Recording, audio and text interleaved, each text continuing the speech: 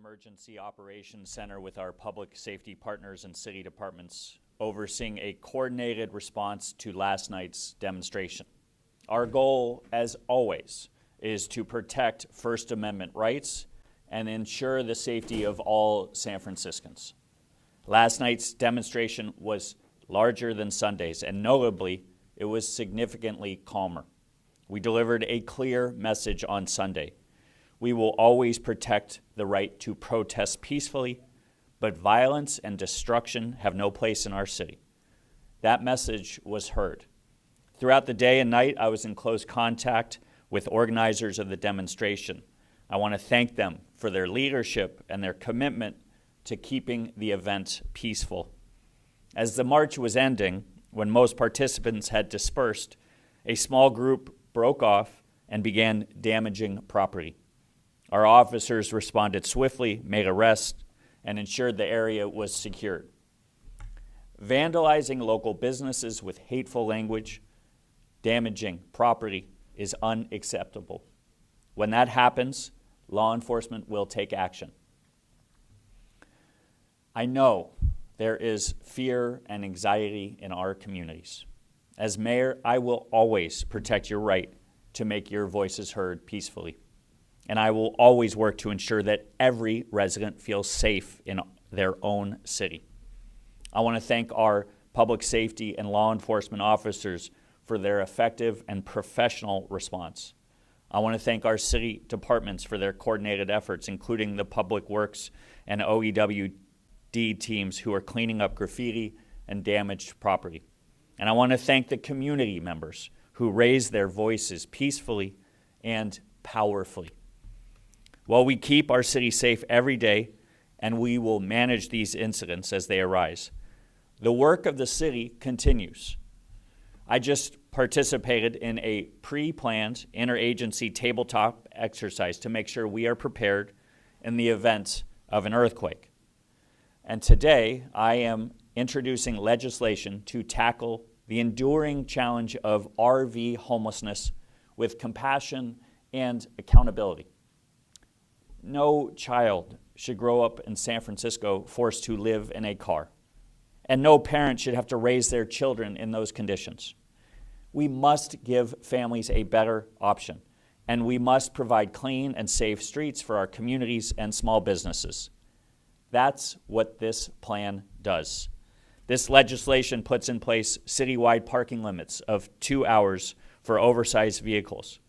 We will prioritize housing and services, expand outreach, and conduct enforcement. RVs across San Francisco are affecting neighborhoods, public safety, and most importantly, people's lives.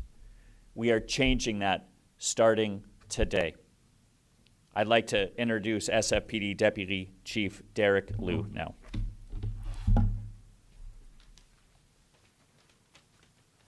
Thank you, sir. Good morning.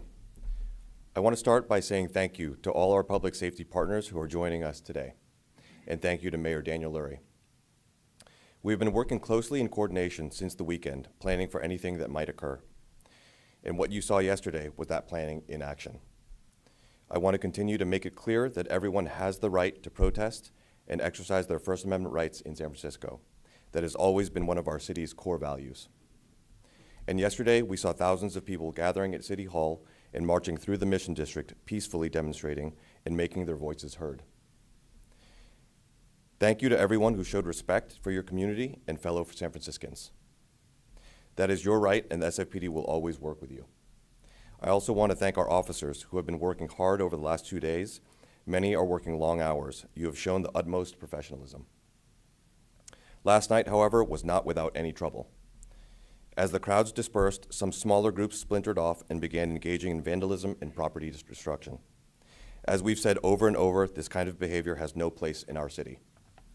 Around 10 p.m., we issued a dispersal order after multiple individuals committed vandalism, destroyed property, and obstructed traffic around Market and Van Ness.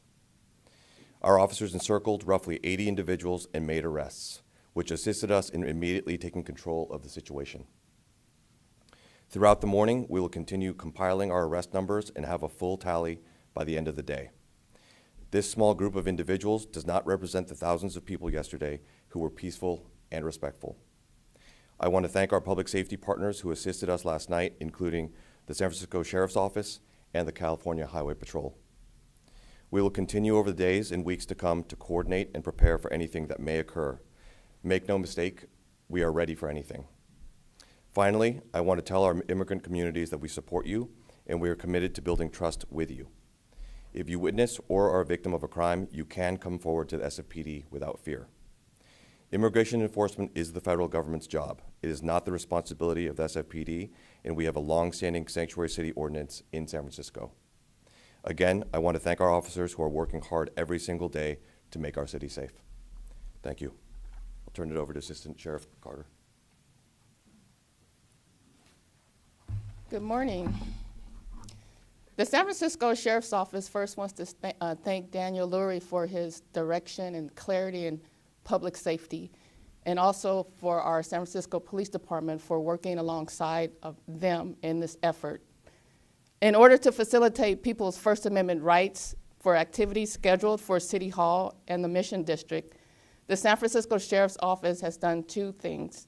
We've activated our emergency service unit and special response teams and provided vehicles for transport to booking at the county jail, where the people were processed at the jail. Many were cited and some were arrested. Those numbers will be forthcoming. We just really appreciate the opportunity to be out here in public safety, working for the public. And again, we thank the mayor for his efforts.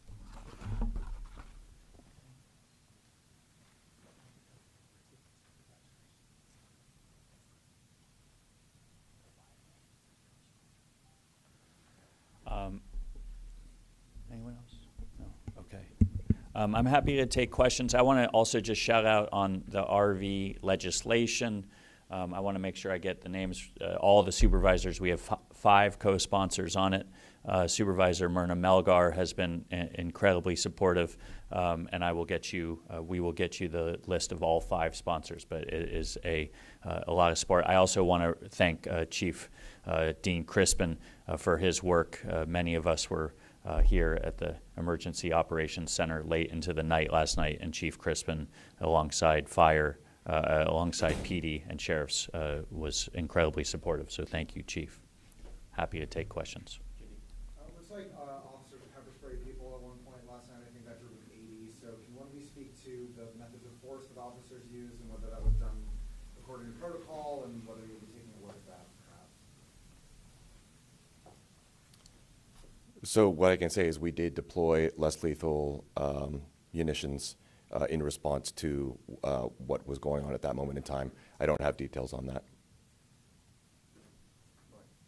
This is now the second night in a row that we've seen some of these peaceful protests turn somewhat violent. We saw a very similar pattern down in LA before federal authorities were deployed. So how closely are you watching that, and what are you working on to possibly prevent the increase of federal authorities in San Francisco? Oh, I think last night was much calmer. I think it was much more coordinated. I also really appreciate the organizers of the protest. There was no conversation with anybody on Sunday night. Last night there was, and I also want to applaud labor leaders yesterday who had a demonstration and a protest that was all peaceful during the day. We had multiple protests during the day that were peaceful. So I think we are showing the country how you can do this in a peaceful, respectful manner. So I thought we were much better coordinated last night, and it was eventually much calmer than the night before.